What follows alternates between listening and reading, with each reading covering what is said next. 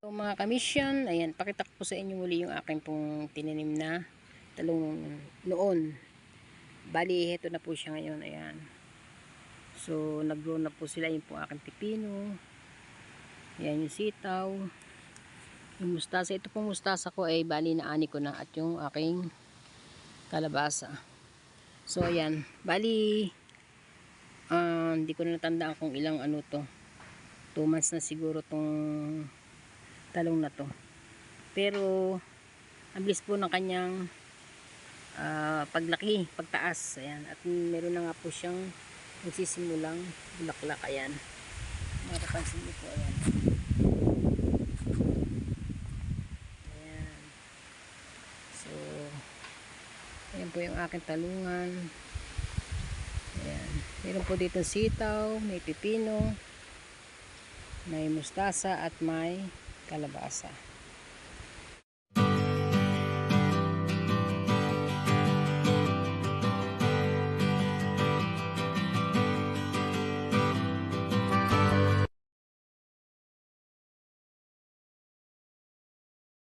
So mga kamisyon, ayan, pakita ko po sa inyo muli yung aking pong tinanim na talong noon. Bali, heto na po siya ngayon, ayan. So, nag-grow na po sila, yung pong aking pipino. Ayan yung sitaw. Yung mustasa, ito pong mustasa ko ay bali na ani ko na at yung aking kalabasa. So, ayan, bali, hindi ko na natandaan kung ilang ano to.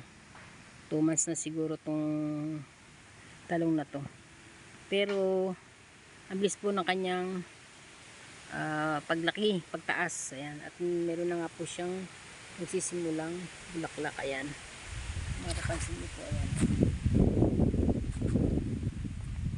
ayan.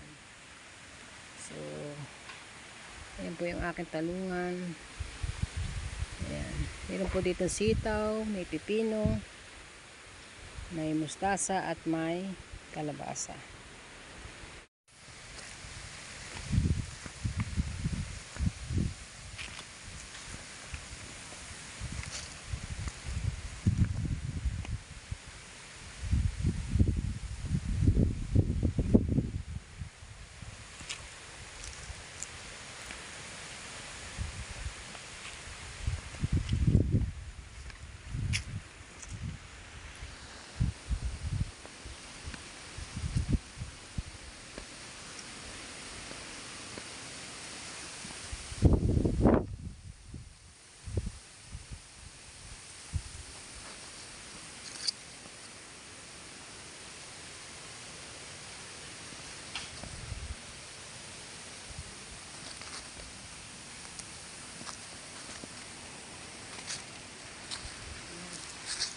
Ang lakas po ng hangin kasi dito, kaya, pero malaki na po siya, ayan mga kamisyon.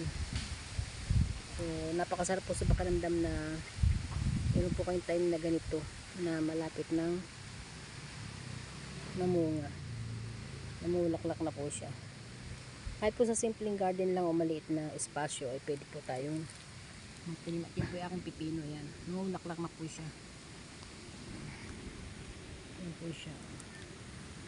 Ang ganda po niya. Dinidili ko lang po ito ng mano-mano.